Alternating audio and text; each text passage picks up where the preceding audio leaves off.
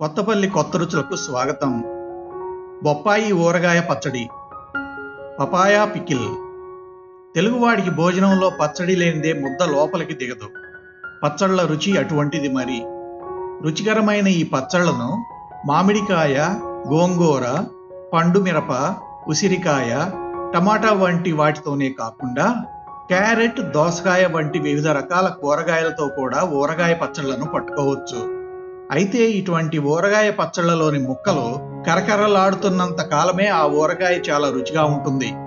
కాబట్టి ఇటువంటి కూరగాయలతో మాత్రం 1-2 వారాలకు సరిపోయేట్టుగా పచ్చడిని కొంచెంగా తాత్కాలిక వాడకానికి పట్టుకుంటే బాగుంటుంది.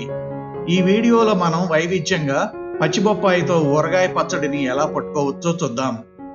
బొప్పాయి పచ్చడి తయారీకి కావలసిన పదార్థాలు: పచ్చిబొప్పాయి 250 నుండి 300 గ్రాములు, ఆవా మెంతి పిండి 10 గ్రాములు, పచ్చడి కారం 75 గ్రాములు, ఉప్పు 75 గ్రాములు, నువ్వుల నూనె అంటే పప్పుల నూనె లేదా ఏదైనా వంట నూనె 150 మిల్లీలీటర్లు, పచ్చిశనగపప్పు 3 లేదా 4 టీ స్పూనులు, మినపగుళ్ళు 3 లేదా 4 టీ స్పూనులు, ఆవాలు 2 టీ స్పూనులు, ఎండుమిర్చి 4 లేదా 5, నిమ్మరసం 4 చిన్న గరిటెలు అంటే రమారమి 40 నుండి 50 మిల్లీలీటర్లు.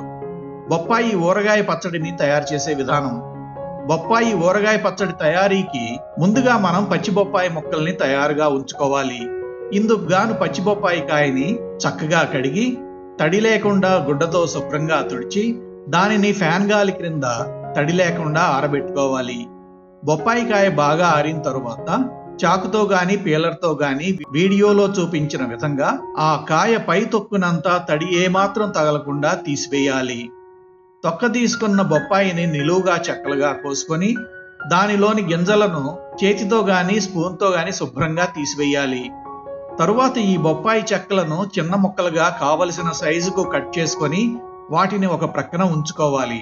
తరువాత స్టవ్ మీద బాణలిని ఉంచి అందులో 2 గరిటెల నూనెను పోసి వేడి చేసుకోవాలి. నూనె వేడెక్కిన తరువాత ఏమాత్రం తడి తగలకుండా కట్ చేసుకుని ఉంచుకున్న బొప్పాయి ముక్కల్ని అందులో వేసి వాటిని కలిగి త్రిప్పుతూ 2 నిమిషాల పాటు వేయించుకోవాలి. ఈ వేయించుకున్న బొప్పాయి ముక్కల్ని ఒక గిన్నెలోకి తీసుకోవాలి. తరువాత ఈ బొప్పాయి ముక్కలలో పచ్చడి కారాన్ని, ఆవా మెంతి పిండిని, తగినంత ఉప్పును వేసి అన్నింటినీ కలియబెట్టి ఈ పచ్చడికి సరిపోయినంత నువ్వుల నూనెను వేసి బాగా కలియబెట్టాలి. నువ్వుల నూనెనే పప్పు నూనె అని కూడా అంటారు. పచ్చళ్ళలోకి నువ్వుల నూనె లేదా పప్పు నూనెను వాడేటప్పుడు దానిని పచ్చిగానే వాడుకోవాలి. ఆ నూనెని వేడి చేసుకోవాల్సిన అవసరం లేదు. నువ్వుల నూనె బదులు వేరే నూనెలను వాడినట్లయితే వాటిని మాత్రం వేడి చేసుకున్న తర్వాత చల్లార్చుకొని వాడుకోవాలి. నూనె వేడిగానే ఉన్నప్పుడు దానిని కనుక పచ్చట్లో పోసినట్లయితే పచ్చడి ఎరుపు రంగు కొంచెం తగ్గుతుంది.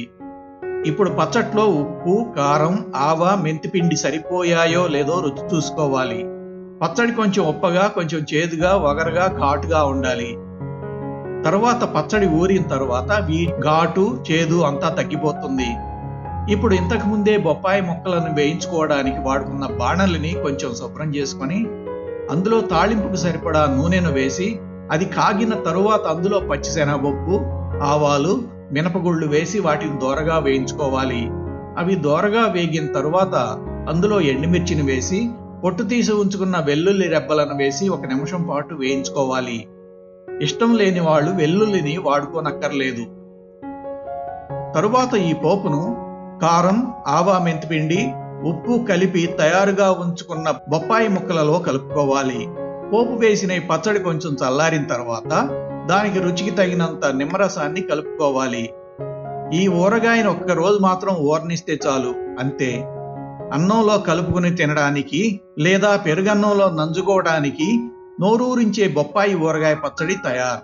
రుచికరమైన ఊరగాయ పచ్చళ్ళ తయారీలో తప్పకుండా వాడే కేస్ ఆవా మెంతి పిండిని ఎలా చేసుకోవచ్చో చూపించే కేస్ ఊరగాయ పచ్చళ్ళ పొడి వీడియోను క్రింద ఇవ్వబడిన లింకులను క్లిక్ చేసి వీక్షించండి.